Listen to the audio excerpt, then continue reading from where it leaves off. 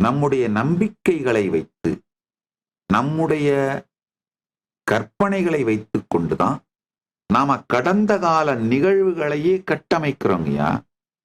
நீங்க உங்களுடைய கடந்த காலம் என்ன உங்க நினைவுல வச்சிருக்கீங்களோ அதுக்கும் கடந்த காலத்துல நடந்த ஃபேக்ட்ஸ் நிஜத்துக்கும் சம்பந்தமே இருக்காதுங்கய்யா.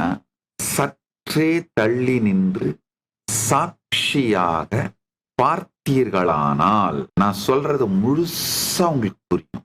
ஒரு பக்கம் ஆனந்த கண்ணீர் பொங்கு, ஆஹா எவ்வளவு பெரிய சத்தியம் புரிஞ்சுது, இந்த வாழ்க்கையில இதுக்கு மேல துக்கமே இல்லையடான்னு புரியும். இன்னொரு பக்கம் பெரும் துக்கம் பொங்கும், என்னடா இவ்வளவு வருஷத்தை வீணடிச்சிட்டோமே அப்படின்னு. பரம சத்தியம் இது, புரிந்து கொள்ளுங்கள். உங்கள் கடந்த காலத்தை பற்றி நீங்கள் வைத்திருக்கும் கருத்து, உங்க கடந்த காலத்தை பத்தி நீங்க வச்சிருக்கிற கருத்தை பேஸ் பண்ணி தான் உங்களை பத்தியே உங்களுக்கு ஒரு ஐடியாவை கிரியேட் பண்ணுவீங்க.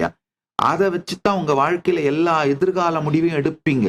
என்ன பிசினஸ் பண்ணலாம், என்ன இன்வெஸ்ட் பண்ணலாம், எந்த மாதிரி வாழ்க்கை துணையை தேர்ந்தெடுக்கலாம், இல்லை எந்த மாதிரி வாழ்க்கை முடிவுகளை எடுக்கலாம். மேஜரான உங்களுடைய எல்லா முடிவுகளையும் உங்களுடைய கடந்த காலத்தை பற்றி நீங்கள் வைத்திருக்கும் கருத்து, அதாவது உங்களால என்னென்னலாம் சாதிக்க முடியும், எதெல்லாம் நீங்க ஜெயிப்பீங்க, எதெல்லாம் நீங்க தோப்பீங்க, என்ன பண்ணா, இந்த மாதிரிலாம் நீங்க ஒரு கருத்துக்கள் வச்சிருக்கீங்க. அது மொத்தமுமே சத்தியம் சாராத கற்பனை கட்டுரு.